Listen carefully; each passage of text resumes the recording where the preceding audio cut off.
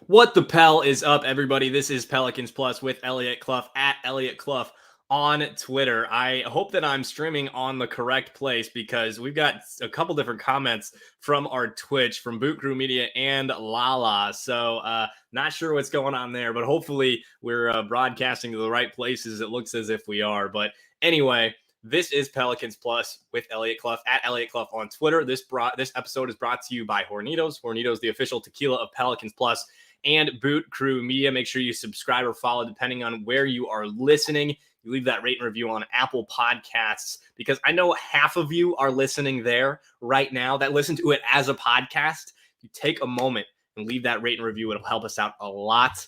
Also, this is our 95th episode. We just passed 20,000 listens, downloads overall, just on the podcast platform. That doesn't include all of the thousands of plays and views on YouTube, Twitter, Facebook. So we really appreciate you doing that. It's huge for us. And because we're almost at 100 episodes and over 20,000 downloads for the podcast, we'll probably be doing a giveaway here soon. So pay attention to that. Also, make sure to tell a friend about the podcast. So Pelicans, they got their very first win of the season last night. Very excited about that. And it feels like it's been a long time coming. And in all reality, it's been like a week of the regular season. Obviously, the Pels are without Zion right now, and that hurts. But this is a big win for a lot of reasons. It really is. And you know, I tweeted that thing yesterday about how we told we told everybody about how this was working. The Pelicans fan base did, and people were telling me to chill and stuff like that. And the people telling me to chill are the ones who have consistently been negative. And so I'm just not responding to it. It's not worth it. It's not worth your time. It's not worth my time. And I'll respond to stuff that I feel like I need to respond to. But for right now, to me, this is a very big win. And I'll tell you why. There's several reasons. Obviously, first win of the season, that's a big deal. Willie's first win as a head coach, that's a big deal. And you saw the video. I put it out today. Pelicans put it out as well, of the team just absolutely mauling Willie when he came in, dousing him with water bottles. If you saw it at the end, Teaspoon got him too, which was awesome. I thought that was really funny. He was walking out of the locker room and she got him again. But it's just so awesome to see. We never saw that. Anything remotely close to that with Stan Van Gundy last year in terms of the relationship with his players. Nothing even remotely close. And it's just another indication that Willie Green is beloved by his players, by the organization, by the front office. This dude is legit in just about every way. And this is just the indication that the team is happy to have a good head coach that gives a damn about them. And, that isn't a dick,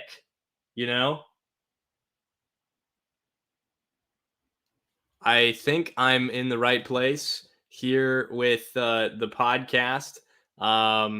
Give me one moment right now. I just received a text from my boss.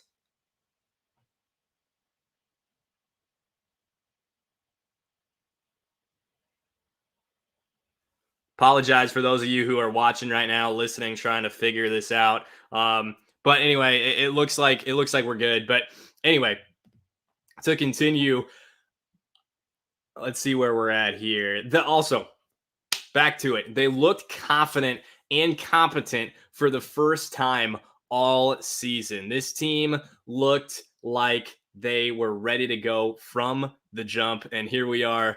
Looks like we are switching brands here on accident. So let me fix this for us and we'll get right back to it. So this is what I'm talking about when I say we are in a little bit of a weird spot with getting things figured out, but we will get it figured out here right now. Looks like we got it. But anyway, so in regards to what's going on with the Pels, sorry about this, guys. Looks like we've got multiple people from BKM in the StreamYard, the site that we use. So here we go. Now we're back to normal. All right. So they look confident and competent for the first time all season from the get-go. They looked ready. They didn't play worried. They didn't turn the ball over near as much. Well, which is saying a lot considering 17 of them were turnovers, which is not good. And then also you look at the fact that, well, they didn't turn the ball over 30 times. It's that simple. 30 turnovers is bad. It's really bad. And it was still 17, which most games in the NBA, you lose with 17 turnovers. But they didn't. They scored the ball enough and turned the T-Wolves over enough that they were able to get back in it. I'm going to pull up the box score from yesterday's game to get a look at how many turnovers they forced. But, I mean, to add to that, the competence and confidence has to come from somewhere, right? So looks like they've only forced 11 turnovers, but they did pull out the win. The confidence has to come from somewhere. And to me, we go back to that first point. It's Willie Green. And it looks like we're switching brands again. I'm not sure what's going on here. We're trying to figure this out, but we will here momentarily. Looks like I've got Lala here on the stream. I think we're going to figure this out. Lala, what's up? Can you hear me? No? Okay. We're trying to get this figured out. Hopefully she helps us out. Maybe we'll have it. I'll just keep the Hornito stream or the graphic there. Again, apologize to those of you who are listening and watching. We're trying to figure this out. We have a lot of people doing streams right now, so my apologies. But not only did they look confident, they maintained their composure. And so, with that, they didn't let the crowd rattle them. They didn't let Ant going off rattle them. They sure as hell didn't let Patrick freaking Beverly rattle them. They sure as hell did not do that. That was the most confident they've looked all season, especially the young guys. Trey, he airballed a three, came back and splashed one like a couple minutes later. So I said it in those first three games. I thought Trey looked timid. I really did. And that's fine. Like rookie nerves, that's going to be a part of it. That's going to be a part of the NBA. That's going to be a part of your first few games in the league. And even with a guy like Trey, who's a little bit older and has had a really good preseason and a really, really good summer league, it was just a point where the nerves get to you when it's real. Like those games didn't really matter. These ones mattered. And Trey looked a little off, a little not like himself. And now we're starting to see him settle in and be a little bit more confident in himself. Also, so I mentioned that they didn't get rattled by Pat Beverly, which that whole situation was just hilarious. Did you see so obviously you saw it if you watched the game last night, and you probably saw it on social media today. Pat Beverly like getting all up in Jonas Valanciunas' grill, and like Jonas was at the free throw line, and then Pat Bev stood in front of him while he was waiting for the ball to shoot his free throws. And then when Jonas tried to push him off, Pat got pissed. Like, how does that make any logical sense? First of all, he's literally just trying to get in people's heads. It was stupid. It made zero sense. And to me, I think it was an indication. Well, I was watching the Timberwolves stream, actually, believe it or not, because I'm in Iowa and that's the only way I was able to watch the game because of blackouts, and my subscription to my cable company through my mom is it has Bally Sports. So that's how I was watching it, Bally Sports North. And these announcers were like, yeah, Pat Bev, the Timberwolves haven't had a guy like this in so long. Yeah, this guy's great. Well, I just think he's annoying. And other than Kyra Lewis, I don't think he rattled anybody on this team in these two games. And Kyra, he's just not used to that. He's not used to that. And as I bring up Kyra, we've got a comment from YouTube. Jose David Gomez says, are we going to prioritize Kyra Lewis progression over team progression? We need a reliable backup point guard. No. And I'll say no because Kyra played what, like 14 minutes last night? I got rid of the box score because ESPN always plays the freaking videos on the side. And it's annoying as hell. But I think he had played 14 minutes and had 3 turnovers and something like that. And in terms of having a reliable backup point guard, I mean, yeah, like it's really point guard by committee right now. And that's the way it's going to be probably for the remainder of the season. You got Brandon Ingram, Devontae, and Zion's going to be an initiator of a lot of possessions when he comes back. Not every possession by any means, but enough.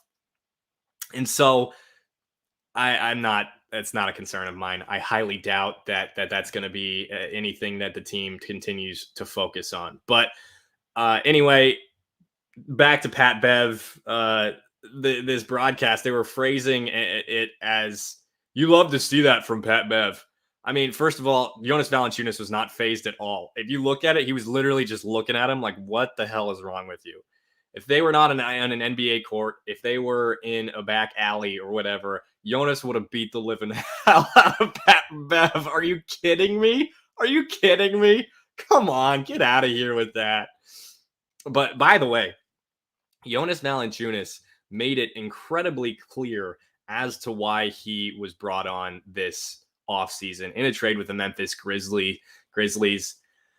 I mean, the whole thing. Well, I posted this on Twitter and it got a little bit of engagement, but nothing crazy. The why sign someone before they played a game with you? Like, yeah, that does still kind of confuse me, but also given what Jonas has done over the last couple of years, especially with the Grizzlies, who he is, what he brings to the table, I'll say it was kind of dumb of me, but also I just feel that way in pretty much every circumstance. Either way, Jonas, a freaking steal of a contract. They signed a 2-year extension worth $14 million next year. He's making 14 this year, and then 15 2 years from now. Last night, he put up 22 points and rebounded the ball 23 times. He had more rebounds than he did points, and he scored 22 points. That's a big freaking deal. Speaking of deals, that's a crazy freaking deal for what he got on his contract, for what the Pelicans got from him on his contract. And he makes his damn free throws. Fine, Steven Adams was perfect from the line last night. We never saw that last year. It's not going to continue. That's a very small sample size. Jonas Valanciunas will make his free throws. Because why? Because he has touch and because he can do things outside of the paint. I just was absolutely floored with what we saw from Jonas Valanciunas last night. And not that I didn't see it coming, in that I didn't think he was good or anything like that. My thinking is that I knew he was going to be good. I just didn't know he was going to be this freaking good while Zion was gone and have 23 rebounds in one game. He played 39 minutes, which you're not going to see every night from Jonas. We were told in the post-game presser that Willie told Jonas that he was going to ride him all night. We're going to ride you all night, big fella. That was a way to say that, Willie. You just made everybody uncomfortable, but he was right. It's what he said, so he was honest, and we appreciated that for sure. Also, he just pissed off Cat. Cat was pissed the whole game, and he had some really bad calls. There were awful, awful calls last night. Most of them in the Pelicans' favor, not so much for the Timberwolves. But Cat was not happy. He got a tech at one point. He was reacting like he was 5, like jumping up and down, all pissed off. And it was awesome. Cat's a really good basketball player, but I don't know him personally. But I can tell you that Jimmy Butler was probably right when talking about how Cat does not really want to win and doesn't have the intensity and the wherewithal to continue to compete at a high level, especially when he's irritated. So I don't know if y'all saw that, but I can gather that last night too. And Jackson was awesome last night in Jonas Valanciunas' absence. Like, he had that swat on McLaughlin, their backup point guard, And on top of that, he had a little hook. I think he had 4 points, 4 or 5 points, but in those minutes, he was good last night. I really enjoyed watching Jackson in the time that Jonas was not on the floor. Also 4 rebounds, and he was plus 10 on the field for his plus minus. And Jonas wasn't the only one who was freaking awesome last night. Brandon Ingram was clutch in every single sense of the word. 27 points, 9 rebounds, 4 of 7 from 3. Had some awesome catch and shoot threes last night as well. And he's just clearly drastically better than he's ever been in terms of where he's at defensively. He just is in just about every sense. And it's effort. Effort is just through the roof compared to what we've seen the last 2 seasons from Brandon Ingram on the defensive side of the floor. And again, post-game media session, Willie said that BI has been stepping up defensively and he's asking to do more and continue forward, which is awesome. You love to see that from your leader, from your guy who scored 27 points and put up and grabbed down 9 rebounds. I had somebody ask why BI didn't guard Tobias Harris in the first game. And when you've got a plethora of wings that can defend pretty well, not a concern of mine. BI doesn't have to guard the opposing team's, best scoring wing, I guess. Because that's what Tobias Harris is for the Sixers. BI doesn't need to go out there and guard, even on other teams like LeBron. Just doesn't need to do it. He doesn't need to go out there and guard, I don't know, Luka. You can leave that task to Najee Marshall, to Herb Jones, and maybe at one point in time to Trey Murphy, depending on the matchup.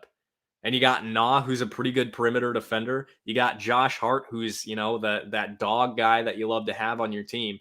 BI doesn't have to do that. He doesn't have to be that. He just has to be good enough and give enough effort on the defensive end of the floor to contribute and still be able to score 27 points and grab 9 rebounds. BI was just awesome last night. Just awesome. The quote that really blew up last night on Twitter is Willie said this about BI after the game. He said he's just scratching the surface of where he's going to be. He came in at the end and just closed the game for us. We need him to play like that. He's taken such a leadership role. And, he alluded to the fact that BI is not that vocal, but man, I mean, I was just shook at BI's shot making last night. I mean, from the mid-range, again, 4 of 7 from 3, which you love to see.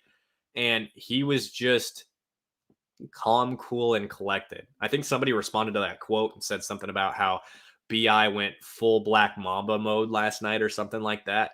He made some tough shots, man. He made some tough shots. I loved every single bit that we saw from Jonas and from BI. And in effect, those 2 guys are the leaders of this team. And Devontae was awesome last night, too. He had 21 points, if I'm remembering correctly. Had those floaters. Yep, 21 points. One huge 3 at the end of the third quarter. And again, those big floaters. He just provides a completely new dynamic to the offense. And we've talked, and we're going to keep talking about it like this. It's going to be that much better when Zion's back, right? Like that's what we're all waiting for. That's what we're excited about. And for good reason. Zion's dominant, transcendent talent, 27 points a game, 60% shooting in last season. And it's true. Devontae will provide so much, especially when Zion's back, but he's providing a lot right now.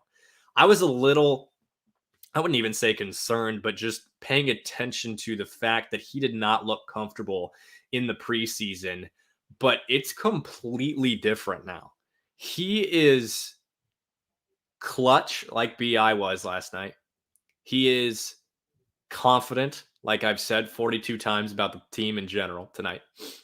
He has this shot-making ability and this willingness to take the shots and makes them. He had that hezzy dribble on the right side of the lane last night.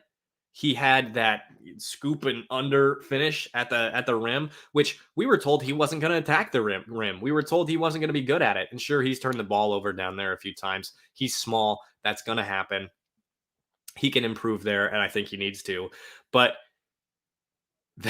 that three at the end of the third was massive. He was just chucking it up. He nailed it.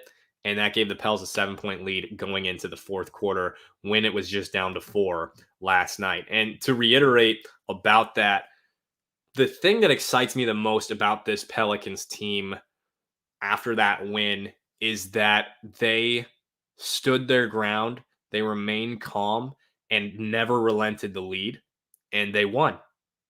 Last year's team would have lost. Last year's team would have lost that third game of the season when they had 30 turnovers by 30, by 25. But instead, they lost by what, 7, 9 or something like that. And last night, they had 17 turnovers. They nearly lost the lead in the third quarter when Anthony, oh my gosh, first overall pick. Holy crap. What am I thinking? Anthony Edwards, goodness sake. Anthony Edwards was going absolutely nuts, and he is a star, man. He is an elite athlete. He can make shots. He threw that dunk down on TM3, which was a little demoralizing. But then also, Brandon Ingram came back and flushed it in his face. He killed him. Anthony Edwards is dead. RIP, man. That was nasty. And we've seen that in just about every game from BI. But anyway, holistically, they didn't get down in the dumps when the Timberwolves were making their run. They didn't lay down and die. They didn't say, we're going to lose this one because we lose games late. This identity of this team is different. And yes, you can come after me and say it's just one win. It's over the Timberwolves. Timberwolves have 3 pretty good players. Cat, who I've mentioned, is a star. D'Angelo Russell, who wasn't great last night, but when he's on is really freaking good. Anthony Edwards, who's a good basketball player, who I mentioned, he's a star already. He's going to continue to develop, and he's just awesome. And they have really good role players. Naz Reid has just eviscerated the Pelicans like a bunch of times, and Vanderbilt's good. I like McLaughlin, their backup point guard. They're a decent basketball team. Do I pick them to make the playoffs? Not necessarily. Do I think that they're better than the Pelicans? No, I don't. I think the Pelicans are far superior, especially when Zion comes back. But they're not a slouch, and it's early, so you know they're going to give their best effort. They were undefeated prior. Granted, it was 2-0, but this is not a light win. This is not a take the back seat win. And I'll list a bunch of other things that I saw last night, and then we'll get into a preview for Wednesday's game. But Garrett Temple wasn't awful. And I said it on Twitter again. This is the thing about Garrett Temple, is that the difference between him and Bled is the fact that he wants to be good and he's invested in this team. That was not so with Eric Bledsoe. Herb was good again, defended Ant well, and he didn't have to score a single point to have an impact. I think he finished with 0 points. Najee Marshall went back to being himself. He didn't dribble the heck out of the ball and try to make plays. Trey is getting his confidence back, like I mentioned. The Pels took better care of the basketball. Not great care of the basketball, but better care of the basketball. 20 points from the bench, which is pretty damn good. Like, considering those 3 previous games, pretty damn good. I'm happy with that. For now, that can't be that same way going forward. It's got to be 30-ish in my mind's eye. 87 points from the starters, and Herb didn't score a single point. And he doesn't really have to fill up the box score to really be impactful. He's great defensively. He knows basketball. And the Pels shot 33% from 3 and still won. So lots of good things to take away. I'm not dealing with the negativity. I'm just not. I'm an optimistic person. I like to calm the waters when people start to freak out. And right now, I'm optimistic. Things could take a turn for the worse. They could continue to get better. The Pels could go on a winning streak without Zion, and that'd be awesome. But you are not going to catch me being a negative Nelly, saying chill, like this is just one win. No, you're not going to see that. Optimism, baby. We're either neutral or optimists. We're not going negative. That's just not what we do here on Pelicans Plus. Plus is for positivity, motherfucker. Anyway, a bit of an update on Zion, actually, before we get into Wednesday's game. This is from Christian Clark, but it was also reported by Andrew Lopez, Will Guillory, all the guys that were at the practice today. I'm sure Ollie Cosell tweeted it out as well. But this is verbatim from Christian. Zion Williamson is doing a little bit of running on the court. Plan is for him to have another series of tests on his right foot later this week or early next week, Willie Green says, which is good news, I suppose. It could be worse, could be bad, could be he broke his foot again. That's what it could be. But right now, it's not progressing to the degree that we want it to progress, but it is progressing. So with that, let's go to a preview for Wednesday's game. Haven't done this in a long time. I know we did it a lot last season, and I'm ready to get back to it. To start, they play the Atlanta Hawks at 6:30 on ESPN tomorrow or today if you're listening to this as a podcast. I am nervous. The Hawks haven't had any, great wins or anything like that. They beat the Pistons 122-104. They beat the Mavericks 113-87. And the Mavericks are not good right now. I don't know how good a shape Luka's in. I haven't, and that's not me saying he's in bad shape. That's me saying I just don't know because I haven't watched any of them. And I'm assuming that Jason Kidd has already ruined the team because Jason Kidd sucks. And then they lost to the Cavs 101-95 in Cleveland. This is in the Smoothie King Center. So show out. Go to the game. It is a nationally televised game. You can go right after work. Go right down to the SKC and enjoy that one. And Finesse, I'm assuming I'm pronouncing that right.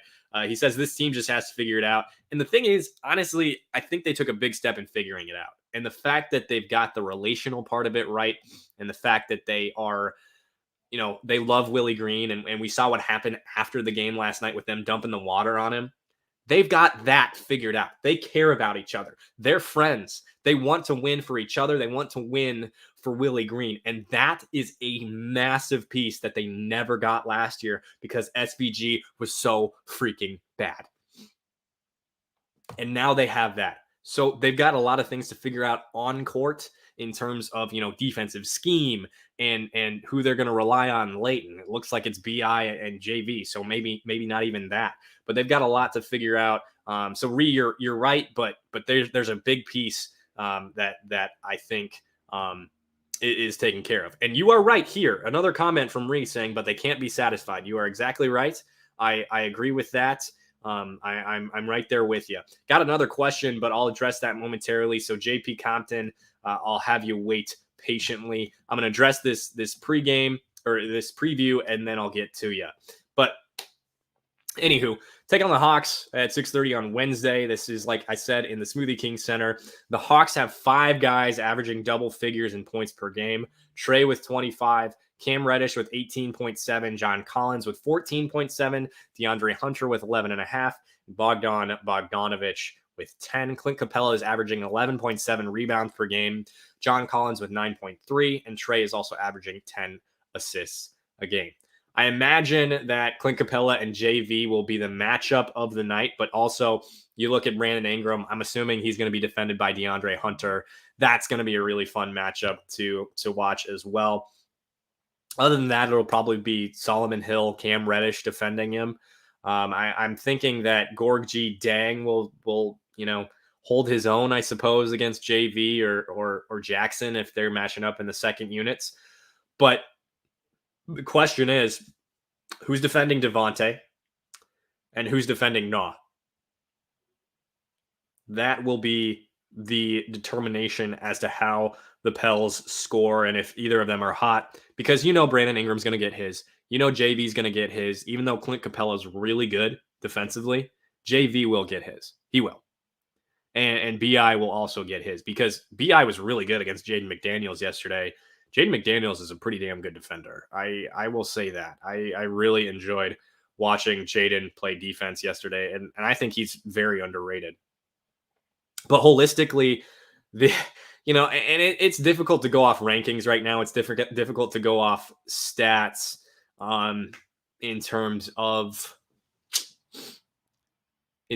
sample size because we're literally in the fourth game of the season for both of these teams. And you kind of have to go off last year, how they did last year, but also look at what they're doing so far and if anything's changed in terms of scheme or personnel. The Hawks are largely the same, other than the fact that they've added DeAndre Hunter back after they went to the Eastern Conference Finals. So they're very deep. So in terms of, getting guys in and running up and down the floor, they're going to do that. But defensively, they rank third in the NBA in points allowed with 97.3 so far, behind just Utah and Miami. But again, look at the teams they've played: the Pistons, the Mavericks, and the Cavs. Again, Mavericks are off to a slow start. When you have Luka Doncic on your team, you're going to be good. Like that's just it. But not quite off to the start that they could be if they were going for it. But JP, I'll answer your pertinent question to the preview, and then we'll bounce back to that initial question. JP Compton commenting and saying, with the Hawks, who do you put Herb on? And that's actually a really good question. With Cam Reddish averaging 18.7 points a game right now, I'm thinking it's him or maybe even John Collins. But when you think about defense and the point of attack for the Hawks, it's going to come from Trae Young. I don't see Herb guarding Trae Young, just because I think that's where you send NOLA and you just say, like, we'll help on the perimeter because he's going to create his own shot. He's going to create shots for others. But I'm intrigued to see what they do with Trae. Again, I'm thinking it's going to be NOLA and maybe like Najee Marshall. But the way I see it, Herb will probably defend a mixture of DeAndre Hunter, Cam Reddish, Bogdan Bogdanovic, John Collins. It just kind of depends on who's hot and who's going to the basket and all that. I could see it going a lot of different ways. Again, pertaining to the Hawks, BG2 says, I'm hoping for a breakout game for Trae. Me too, man. I thought Trae, again, looked way more confident yesterday against the Timberwolves, and I think he's going to continue to add to that confidence. I'm not sure, and if you would define what you mean by breakout game, I'd be all about that. I'm intrigued to see what you would say as I'm asking that question. But 4 threes, something like that would be awesome. I would count that as a breakout game from Trae, and make a few free throws or hit a midi or get to the rim and throw down a dunk, something like that. So he finishes with 15, 16 points.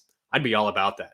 I'd count that as a breakout game. BG2, if you have any thoughts on that or what you would consider to be a breakout game from Trae, drop those in the comments there on YouTube. And since we're wrapping up here, we'll probably be done in the next 5 minutes. Those of you who are listening on YouTube, Facebook, drop that comment if you have any questions or thoughts about that first win for the Pelicans, about Willie Green, BI, JV, whatever. Drop that in the comments, and I'll talk about that. Again, did you see all the good players we picked up in the G League? I did not. I know that a lot of the guys from the Summer League roster, well, I'd have to look. I know that obviously the two-way guys will be a part of the roster. And some of those guys who were in training camp will be part of the roster too. Like to see that. And then Trae took a 3 from about the logo. He did do that, and he banged it home, dude. He nailed it.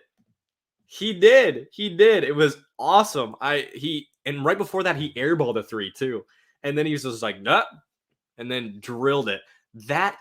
That's another thing about Willie Green. And I said this on Twitter a little bit as well. If you don't follow me on Twitter, why not? It's at Elliot Clough right there. You see it right there on the side of the screen. But the thing about Willie that I love, that I've seen already, is that with the young guys, he's just saying, just go. Like don't stop shooting. Don't stop attacking. Keep going. We want you to continue to develop. We want you to continue to shoot, to play the way you play, even if it might not be going particularly well. I love that. He went right back to Kyra early yesterday after Pat Bev sort of rattled him. He let Trae continue to shoot after that air ball and after he hasn't been great so far this season. He said, I have confidence in you. Go be you. Go keep doing that. I love that about Willie. It's none of that, one turnover sub out kind of thing like we saw from SVG and Nickeil Alexander-Walker last year. Don't even get me started on that. But I love that about Willie Green. There's a lot of things I really, really like about Willie, and I love that about Willie Green. Dropping the knowledge on the G League squad. For those of you who haven't seen it, I will actually look at that right now. The Birmingham Squadron put it out yesterday, I think. I retweeted it. I didn't really look too in depth about it, but there are a few names that I recognize, and I'll read those off right now. Obviously, Jose Alvarado and Dalton Thomas will be a part of that team. Then you got Zylan Cheatham, Malcolm Hill, Jared Harper, and those are all the names that I know. If there's anybody on that list, that you particularly are intrigued by, let me know.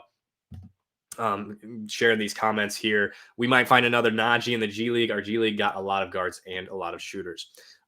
Question here. Oh, not looking like a question, but BG2 says, would have loved to see a huge screen on Pat Bev after he harassed Kyra last night. Dude, I said it earlier on the pod, but the thing with JV would have freaking murdered him if they were actually, beefing.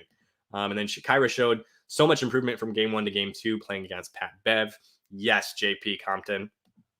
Completely agree. He looked much more composed, and he didn't play a ton of minutes. He still had some turnovers, but he wasn't awful. And so I'll go back to your question here, JP, and then as long as I don't have another question come through, we'll get out of here. But JP Compton, again, this is his first question. We're finally getting back to it. He said, will Josh and Zion coming back mess up the rotations? That is a really good question. It's not something that I've really thought about.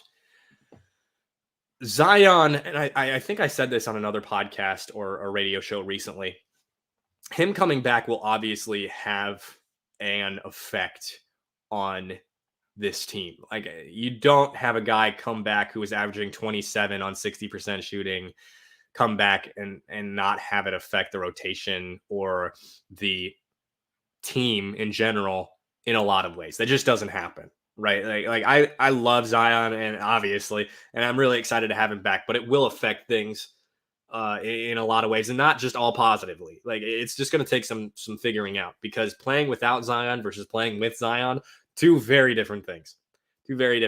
As far as Josh goes, I don't think so. I think that he is a role player, and he's not. Role players, when they come and go, don't affect the rotations near as much as superstars. Like, not even freaking close. So that's where I'm at with that. And honestly, I think Josh is going to get traded by the trade deadline anyway. Josh, Sato, and I don't know that Garrett Temple will, because he is so invested in New Orleans. And he played well yesterday. So if he continues to play like that regularly, I like it. So, yeah, that's where I'm at with that. Any last remaining questions as I start to wrap here, go ahead and drop them in the comments. Talking about the squadron still, he says. The squadron play LiAngelo Ball on November 5th. So all y'all show out for that. And please, please show out for that. I think it'll be really fun. Y'all should go to that. I don't know if it's in Carolina, one of the Carolinas, or if it's in Alabama, but I think that'd be fun to watch for anyone and everyone. Anyway, folks, before you go, make sure you please subscribe or follow, depending on where you are listening to this show or podcast on YouTube, especially. Subscribe. Leave a rate and review on Apple Podcasts. Like I said, those of you on podcasts, I know 50% of you listen on Apple Podcasts. Please take, take 2 minutes and leave a rate and review.